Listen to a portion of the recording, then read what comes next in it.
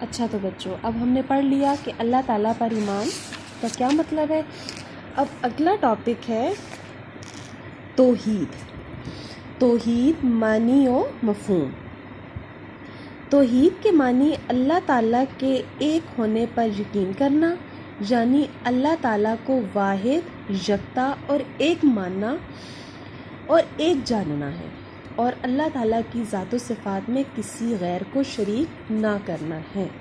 ٹھیک ہے، دیکھیں یہ تو آپ سب کو پتہ ہے کہ توحید کا کیا مطلب ہے کہ اللہ تعالیٰ کے ایک ہونے پر یقین کرنا ہے، یعنی اللہ تعالیٰ کی ذات اکیلی ہے، اللہ تعالیٰ کا کوئی شریک نہیں، اللہ تعالیٰ کے علاوہ ہمارا کوئی معبود نہیں ہے۔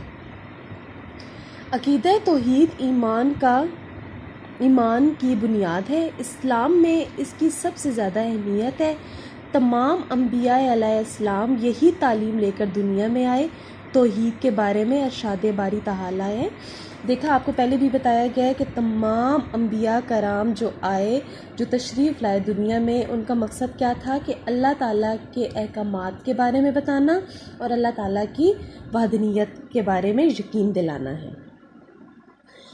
وَإِلَٰهُكُمْ إِلَٰهٌ وَاحِدٌ، ترجمہ اور لوگو تمہارا معبود خدائے واحد ہے۔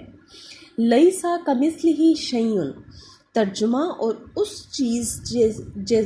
جیسی کوئی چیز نہیں، یعنی اللہ تعالیٰ کے مقابلے میں کوئی چیز نہیں ہے۔ ضروری ہے کہ تمام مشکلات و مصائب میں صرف اسی پر بھروسہ کیا جائے اور اسی سے مدد طلب کی جائے، جیسا کہ سورہ فاتحہ میں ہے، ایاک نعبد و ایاک نستعین۔ ترجمہ، اے پروردگار ہم تیری ہی عبادت کرتے ہیں اور تجھ ہی سے مدد مانگتے ہیں۔ ٹھیک ہے، ہمارا اس بات پہ بھی یقین ہونا چاہیے کہ ہم اگر اللہ تعالیٰ کی عبادت کر رہے ہیں تو ہمیں مدد بھی اسی سے مانگنی ہے، اور بلکہ یہ تو دیکھیں یہ تو ہر بندہ جانتا ہے، ہم جب بھی کوئی کام کرتے ہیں تو ہم اللہ پہ پختہ یقین رکھتے ہیں۔ ٹھیک ہے، ہم اللہ تعالیٰ کی عبادت کرتے ہیں، لیکن عبادت میں خلوص ہونا چاہیے۔ جب آپ کسی کام میں لگ جائیں تو اس میں ایک لگن ہونی چاہیے، اور اس لگن کے پیچھے آپ لوگوں کا ایک ایمان ہونا چاہیے، ایک عقیدہ ہونا چاہیے، اور وہ یہ ہونا چاہیے کہ ہم نے جو کام یہ شروع کیا ہے اللہ تعالیٰ اس کو مکمل فرمائیں گے۔ اگر ہم کائنات کے نظام پر غور کریں تو سورج ہر روز مقررہ وقت پر طلوع اور غروب ہوتا ہے۔ یہ تو آپ لوگ دیکھتے ہیں کہ کبھی ایسا نہیں ہوا کہ چلے جی آج سورج جو ہے وہ لیٹ ہو گیا نکلتے یا غروب ہونے میں اس نے دیر کر دی ہے، ایسا کبھی بھی نہیں ہوا۔ ہمیشہ اللہ تعالیٰ کے جو کام ہے وہ اپنے وقت کے مطابق ہوتے ہیں۔